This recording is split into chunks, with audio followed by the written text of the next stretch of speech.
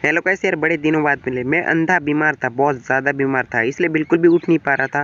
इसलिए बहुत ज़्यादा दिन हो गए। और एपिसोड की स्टार्टिंग में इस बंदे का नाम एस्तरोसा होता है। एस्तरोसा कहता है कि मेलिडस, बड़े दिनों बाद मिले, यादें ताज़ा हो गई, तुम्हारी आवाज़ को मुझे और ज़्यादा सुनना है, और ज़्यादा चीखो और चिल्लाओ। मेलिडस चीखने चिल्लाने लगता है और मेलास्कुला कहते हैं कि परफेक्ट टाइमिंग ग्लॉक्सिनिया, मेरी बॉडी को पूरी तरह से हील कर दो। और ग्लॉक्सिनिया कहता है कि करना तो नहीं चाहता और उसे पूरी तरह से हील कर देता है। और मॉन्स्पिट कहता है कि शायद हम पर कोई नजर रखे जा रहा है, ये शायद जरूर मेलिडस के दोस्त होंगे। ग्लॉक्सिनिया उस जगह को देखता है और कहता है कि मेलिडस के सारे दोस्त ना भाग चुके हैं। और एस्तरोसा कहता है कि मेलिडस, तुम अपने 7 डेडली सिंस दोस्तों को कब धोखा देने वाले हो, जैसे कि तुमने हमें धोखा दिया था 10 कमांडमेंट के लीडर होकर। ये बात सुनकर मेलिडस के दोस्तों का भी मुंह फटा का फटा रह जाता है। और एस्तरोसा कहता है कि तुम्हारी पावर बहुत ज्यादा थी और डीमन क्लैन के लोगों ने ना तुम्हें डीमन किंग के रूप में देखा था। गॉडिस क्लैन के सामने में कुछ भी नहीं थे, लेकिन गॉडिस क्लैन तुमसे डरता था और तुमसे छुटकारा पाना चाहता था। तुम मेरे हीरो थे, पर तुमने आखिर में धोखा दिया और अपने ही 10 कमांडमेंट के 2 मेंबर को मार दिया और 2 जगह खाली हो गए। उस जगह को ना ट्रोल और ग्लॉक्सिनिया ने ले ली और गॉडिस क्लैन ने बाकी क्लैन के साथ मिलकर ना डीमन क्लैन को ना हमेशा के लिए सील कर दिया। तुम्हारे दिमाग में ऐसा आइडिया कहाँ से आया? अब तुमने नया ग्रुप बना लिया है 7 डेडली सिंस। मुझे यकीन है कि तुम उन्हें अपने फायदे के लिए यूज कर रहे हो और सही मौके देखकर ना तुम उसे धोखा दोगे। तुम ना बहुत ज्यादा कमीने इंसान हो मेलिडस। और पीछे से मेलास्कुला कहते कि इसे मुझे मारने दो, इसके एक साथी ने मुझे बहुत ज्यादा परेशान किया है,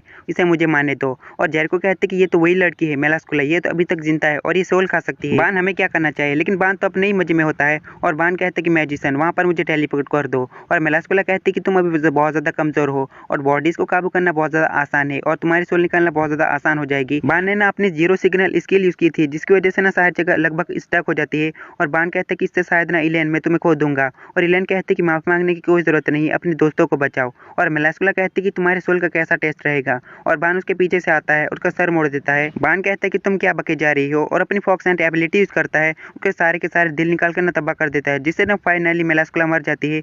और मेलिडस कहता है कि बेवकूफ हो तुम, यहाँ पर क्यों आए? बान कहता है कि बेवकूफ किसे कह रहे हो, इतना ज्यादा कूल बनने की जरूरत नहीं है। और फ्राइडन कहता है कि ये तो 7 डेडली सिंस का बान है। और एस्तोरस आगे बढ़ता है और कहता है कि तुमने बिल्कुल सही किया। मेलास्कुला ने बिना परमिशन के मेलिडस को मारने की कोशिश की। और बान मेलिडस से कहते हैं कि क्या तुम खड़े हो सकते हो, पीछे हटो, इनसे मैं निपटता हूँ। लेकिन एस्तोरस आगे बढ़ता है और अपनी तलवार ना मेलिडस के सीने में घुसा देता है। और एस्तोरस कहते हैं कि मेलिडस, तुम सिर्फ मेरे हाथों से मरोगे। और अपने मैजिक से बहुत सारी तलवार ले आता है और बान से कहता है कि तुम यहाँ पर क्यों आए? और बान कहता है कि तुम्हें इससे मतलब, और अपनी फॉक्स एंड एबिलिटी यूज करने की कोशिश करता है। लेकिन एस्तोरस अपने मैजिक से ना उसे रोक देता है और कहते हैं कि तुम्हें पता है डीमंस के पास ना 7 दिल होते हैं, जो बहुत ज्यादा पावरफुल होते हैं, उनके पास ना 7 दिल होते हैं। और अपनी तलवार को ना मेलिडस के सीने में घुसा देता है और कहते हैं कि अगर वो सारे दिल तबाह हो जाते हैं ना तो वो डीमन मर जाएगा। बान कहते हैं कि मैं तुम्हें बिल्कुल भी ऐसा नहीं करने दूंगा। एस्तोरस ना तीसरी तलवार से ना मेलिडस के तीसरे दिल को भी तबाह कर देता है। और बान कहते हैं कि कैप्टन को अकेला छोड़ दो। और एस्तोरसा ना चौथी और 5वीं तलवार भी घुसा देता है। बान अपनी हंटर फिश एबिलिटी को यूज करता है और 50% पावर को भी ले लेता है, लेकिन वो तब भी एस्तोरसा का नहीं रोक पाता। और बान कहते हैं कि क्या मैं अपने दोस्त को भी नहीं बचा पाऊंगा? और एस्तोरसा ना लास्ट तलवार को घुसा देता है और बान से कहता है कि तुम मुझे बहुत ज्यादा परेशान कर रहे हो। और अपनी पावर से ना बान को पूरी तरह से ब्लास्ट कर देता है और सभी से कहता है कि मैंने मेलिडस को मार दिया है, अब ब्रेटिनिया हमारा है। मेलिडस के मरने से ना मेलिडस के जितने भी दोस्त होते हैं वो सभी रो रहे थे। और एलिजाबेथ मैजिशियन से कहती है कि मुझे वहाँ पर टेलीपोर्ट कर दो। और नेक्स्ट सीन में एलिजाबेथ वहाँ पर होती है और मेलिडस को ढूंढने लगती है। एलिजाबेथ को ना मेलिडस मिल जाता है, उसके सीने में ना बहुत ज्यादा तलवार घुसी हुई थी।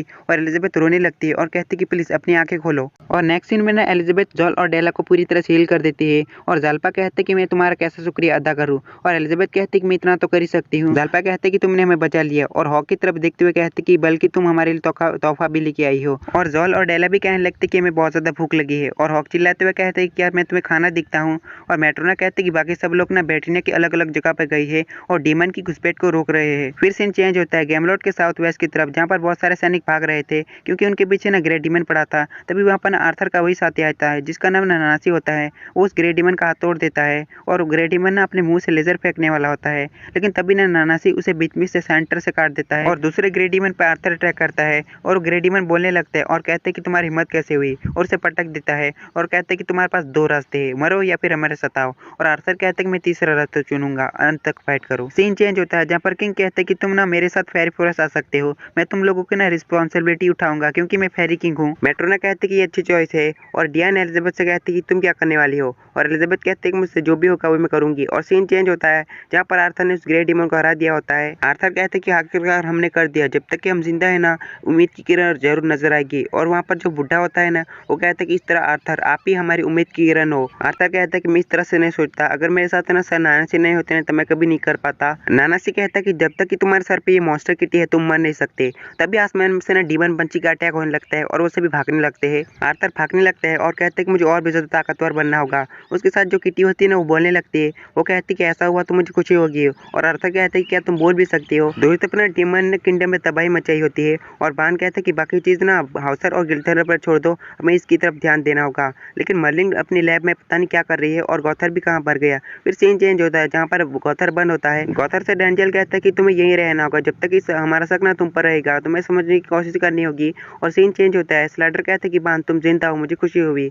और बान कहते हैं कि मैं मरना भी चाहूँ ना तब भी नहीं मर सकता। सीन पास में जाता है जहाँ पर जेरिको और बान एक साथ होते हैं और बान कहते हैं कि मुझे पता था कि उस डीमन लड़की के मरते इलेन भी नहीं रहेगी, ये मेरा और इलेन का फैसला था। जेरिको तुम्हें दुखी होने की कोई जरूरत नहीं। फिर सीन प्लाजा में आता है जहाँ पर एक सैनिक आता है और नीचे गिर जाता है। बान उसके पास जाता है और कहते हैं कि क्या हुआ, और वो सैनिक बताता है कि विलेजर्स ने हमें ना बलि दे दी। फिर सीन चेंज होता है, बहुत सारे विलेजर्स के हाथ में ना हथियार होते हैं और उनके सामने रोइन और फ्रेसिया होते हैं, वही वियर्ड फैंक्स के मेंबर। रोइन कहता है कि हम लियोनस खोलनेट है और तुम लोगों को क्या लगता है। और विलेजर कहता है कि वो बस एक आदमी और एक लड़की है, हम उन्हें पकड़ सकते हैं। और वो अटैक कर देते हैं। रोइन कहता है कि तुम लोगों के लिए मैजिक पावर यूज करना भी बेकार है और अपने नॉर्मल अटैक करता है। और फ्रेसिया भी कहते हैं कि हमारे पास अब कोई भी रास्ता नहीं है। विलेजर उठकर कहने लगता है कि अपने आप को हमें सौंप दो। और फ्रेसिया और रोइन के पीछे से फ्राड्रिन आ जाता है और कहते हैं कि मैं यहाँ तक आया ये सोचकर कि तुम दोनों में क्वालिटी होगी। और रोइन उसे देखकर कहते हैं कि ग्रेट ड्रेफिस, मैंने सुना था कि आप मर गए लेकिन आप जिंदा हो। लेकिन तभी ना फ्राड्रिन रोइन की सोल निकाल कर खा जाता है और फ्रेसिया कहते हैं कि सर ड्रेफिस आपने क्या किया। तभी सारे विलेजर ना फ्रेसिया को नीचे गिरा देते हैं और कहते हैं कि बेवकूफ लड़की, ये इंसान नहीं है, ये 10 कमांडमेंट है। और यहीं पर 3 बच्चे भी होते हैं। और फ्रेसिया कहती है कि तुम्हारा मतलब क्या है, तुम्हें इंसान होने पर गर्व नहीं है क्या। फिर सारे विलेजर कहने लगते हैं कि गर्व हमारे परिवार की रक्षा नहीं कर सकता। और फ्राड्रिन कहती है कि लगता है कि तुम्हारी सोल अच्छी रहेगी। और फ्रेसिया की सोल निकाल लेता है और सारे विलेजर से कहते हैं कि तोहफे के रूप में तुम्हारे 3 महीने का कर्ज माफ। और सारे विलेजर उसे तो एकदम भगवान मानने लगते हैं। दूसरी तरफ ना कुछ विलेजर एक होलनेट को ढूंढ रहे होते हैं और एक विलेजर कहता है कि वो भाग गया, वो जरूर ना व्हाइट ड्रीम के फॉरेस्ट में गया होगा।